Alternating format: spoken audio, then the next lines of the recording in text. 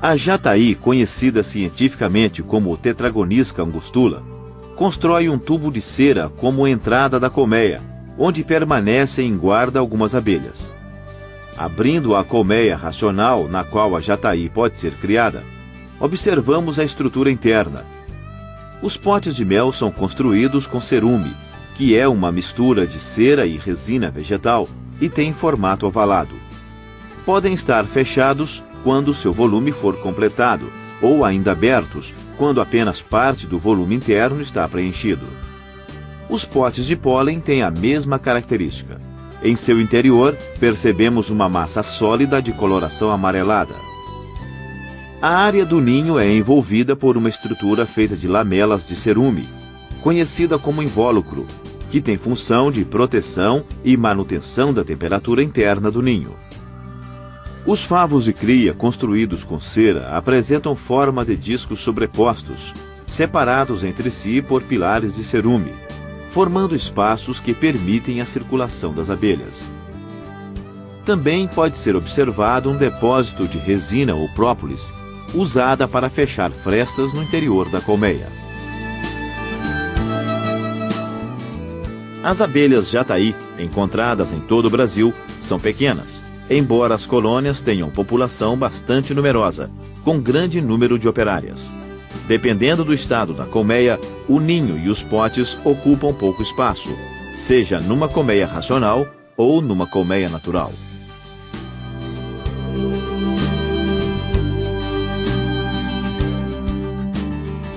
Esta é uma colmeia com abelhas iraí, identificada cientificamente como Nanotrigona testaceicornis, outra espécie do grupo das trigonas.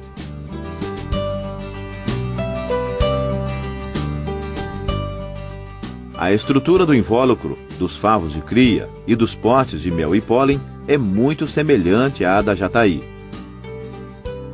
Por causa do tamanho das abelhas e da própria colmeia, a quantidade de mel armazenado nos potes é muito pequena. O maior valor dessas abelhas está no fato de serem potenciais polinizadoras de inúmeras espécies de plantas da flora nativa brasileira.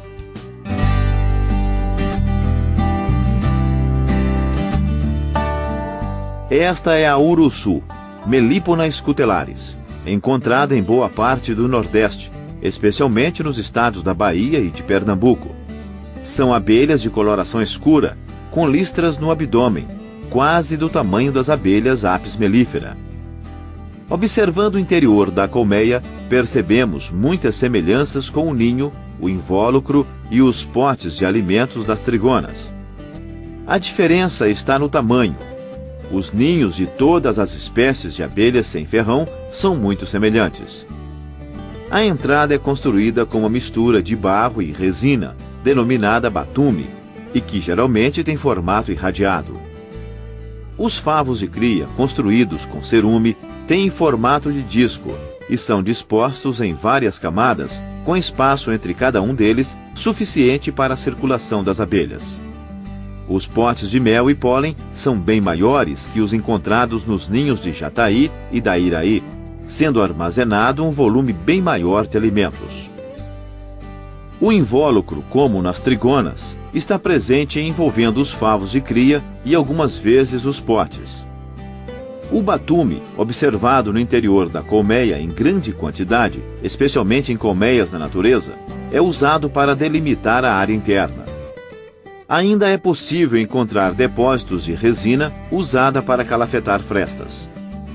É uma espécie com grande potencial de produção de mel em sua área de ocorrência, podendo produzir mais de 3 quilos de mel por ano. Esta é uma colmeia de mandaçaia da caatinga, Melipona mandacaia, encontrada no semiárido nordestino.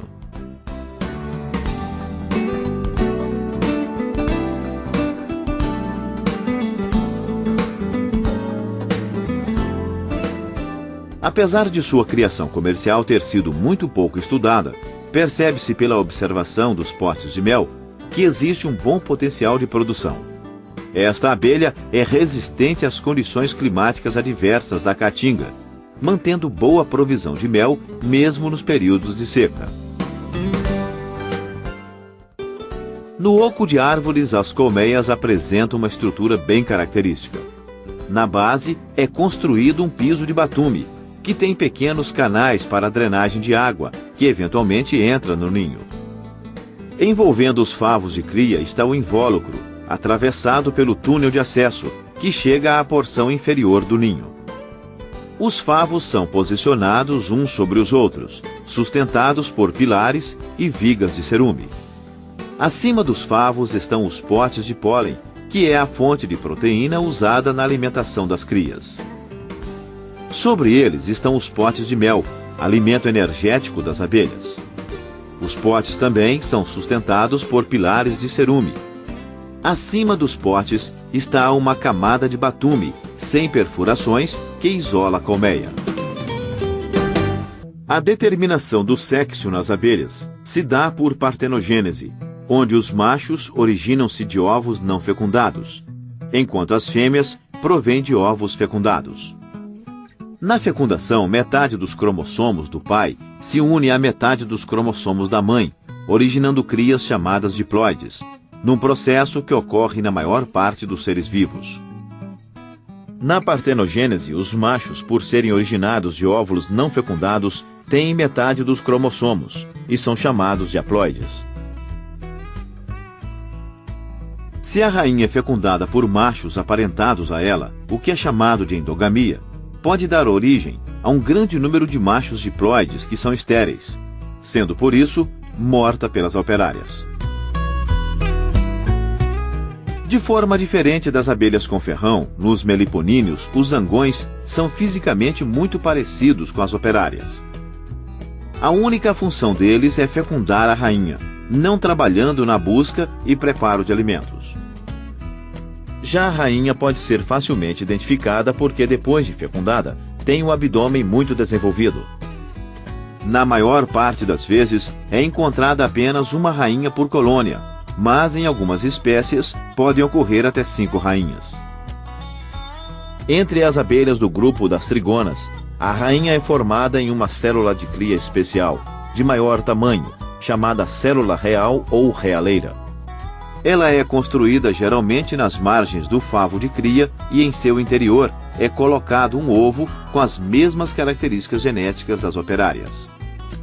Além de mais espaço para a cria crescer, a realeira permite que seja oferecida maior quantidade de alimento larval do que ocorre na célula de cria das operárias, não havendo diferenças qualitativas na alimentação entre as diferentes castas. A decisão de criar uma nova rainha é tomada pelas próprias operárias, quando há enxameação ou quando a rainha está velha ou fraca. Elas constroem a realeira e nela colocam o alimento larval. O pólen é colhido nas flores e carregado preso ao par de pernas posteriores das operárias, numa estrutura denominada corbícula. Esse trabalho geralmente é feito nas primeiras horas da manhã. Na colmeia é depositado nos potes de armazenamento, sendo misturado a substâncias glandulares produzidas pelas abelhas e por micro-organismos que promovem a fermentação do produto, que passa a estar em condições de ser consumido por elas. É também nas flores que melíponas e trigonas coletam néctar, realizando esta tarefa com mais frequência entre a metade da manhã e o início da tarde.